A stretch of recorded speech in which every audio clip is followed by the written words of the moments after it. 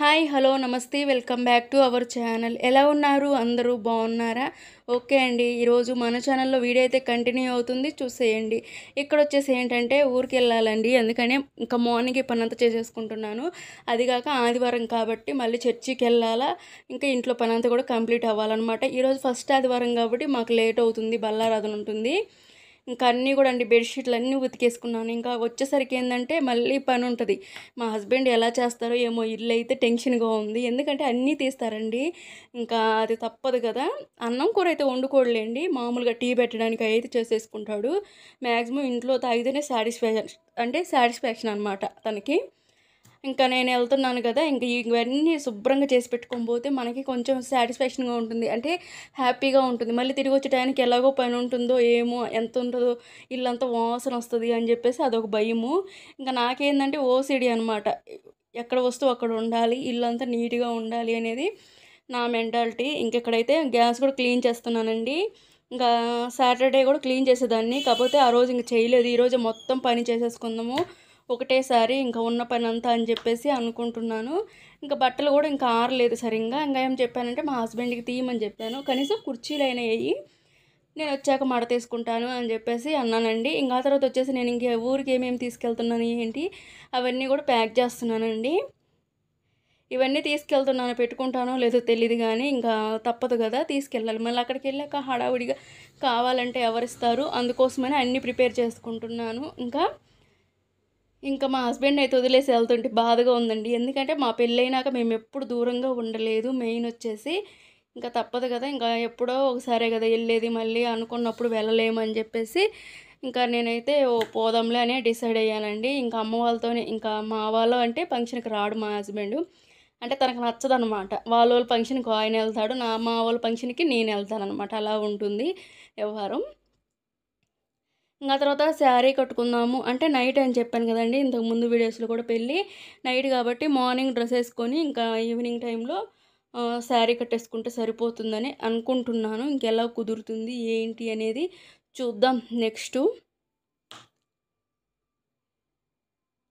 ఇంకా చూస్తున్నారు కదా, ఇక్కడ వచ్చేసి ఇంక ఇవే జ్యువెలరీ అండి. నేను శారీ మీద కానీ తీసుకున్నాను, చాలా బాగుంటుంది, భలే సెట్ అయిపోయిందనమాట. ఇంకా ఈ కమ్మలు అయితే నేను పెట్టుకోనులేండి, ఇంకా గోల్డ్ కమ్మలే పెట్టుకుంటాను, ఎందుకంటే మా అమ్మ అరుస్తుంది ఇప్పుడైనా పెట్టుకోవా అని చెప్పేసి అంటుందన్నమాట. అందుకోసమని ఇంకా ఇవి తీసుకెళ్ళట్లేదు. మామూలుగా అయితే నాకు పిచ్చి వంటేనే ఇష్టం అండి, ఎందుకంటే బాగుంటాయి కూడా మన ఫేస్కి, పెద్ద కమ్మలు పెట్టుకోవాలని ఆశ.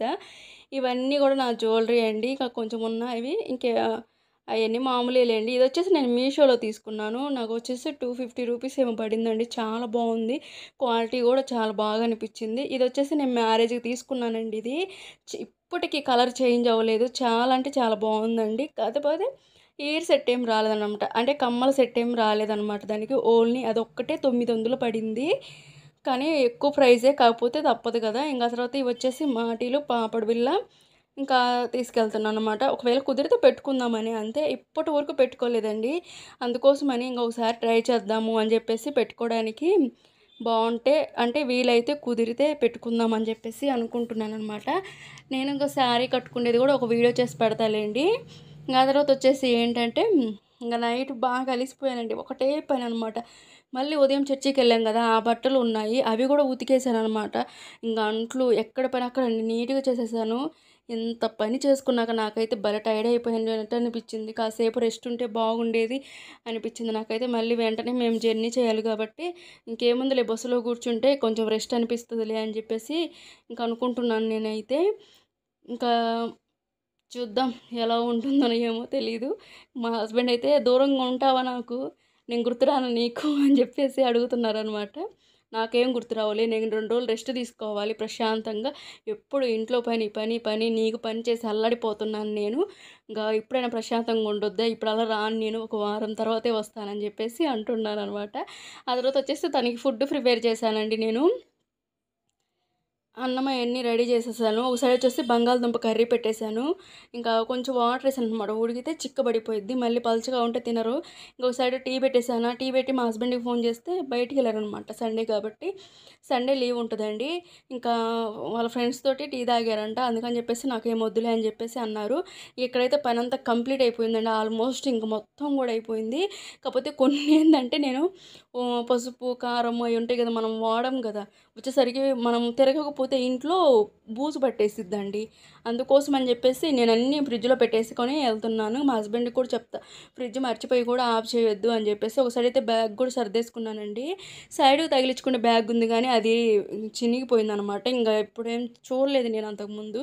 ఇంక సడన్‌గా ఇప్పుడేం చేస్తాంలే అని చెప్పేసి ఇంక ఈ బ్యాగ్‌లోనే సర్దేసుకున్నాను. ఇటు సైడ్ ఇంక అన్నీ ఇంకా పర్సనల్‌గా ఉన్నాయి. ఇటు సైడ్ వచ్చేసి ఒక డ్రెస్సు, ఒక శారీ ఏసుకొని పోయేదండి. ఇంక అంతే. కాకపోతే ఈ బ్యాగ్ లావుగా ఉంది కాబట్టి ఎక్కువ ఉన్నట్టు అనిపిస్తుంది. ఇంకా నెక్స్ట్ వీడియోలో చెప్తాను ఏం జరిగింది.